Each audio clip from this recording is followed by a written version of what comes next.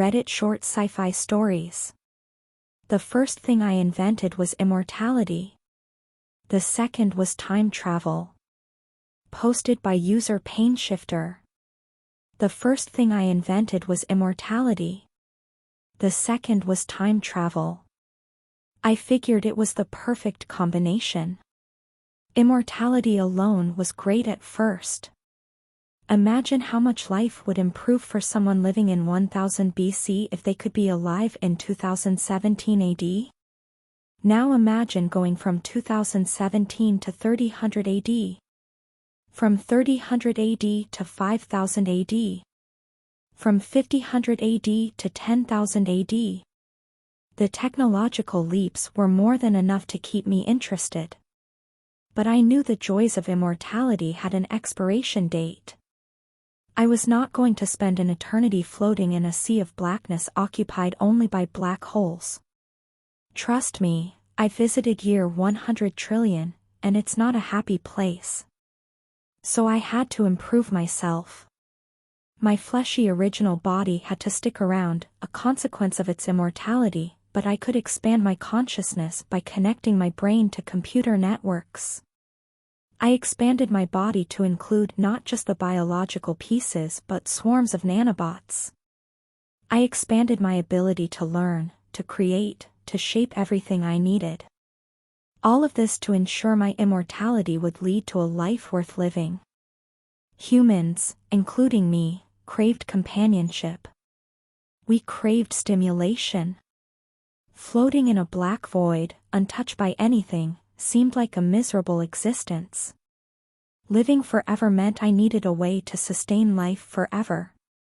Time travel isn't just the easiest way to do this, it's the only way. To go back to a point where entropy hasn't increased to a point where things are, well, boring. I had lived for thousands of years by the time I began the true work on traveling through time, and I lived for thousands more by the time I mastered it. The first time I successfully traveled I wept. I returned to the time of my birth and everything was exactly the way I had left it. Planets, stars, galaxies that had been plundered by the time I successfully built my machine were restored to their youthful glory.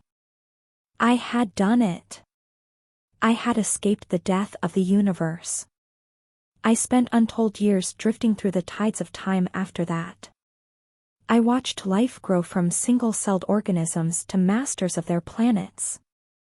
I uplifted races and gave them technology that took races in my first universe 100 billion years. I watched intergalactic empires rise and fall, and I made empires rise and fall. And I am bored. It's certainly preferable to have the life of the universe to play with than to float endlessly through the black void, but I only know that because I've tried it. I've floated for trillions of years, alone, because I became bored watching life. After enough time, an empire of people who throw sticks and stones seems the same as an empire who throws missiles, which seems the same as empires who throw entire suns. The life and death of families, rich, poor, unjust or deserving, there are only so many ways these lives can play out, and I've seen them all. In an effort to maintain companionship, I even gave people immortality.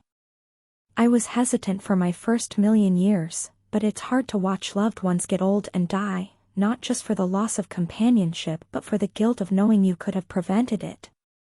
I have taken the first complex, intelligent life and not just observed but participated in the entire life of the universe with them.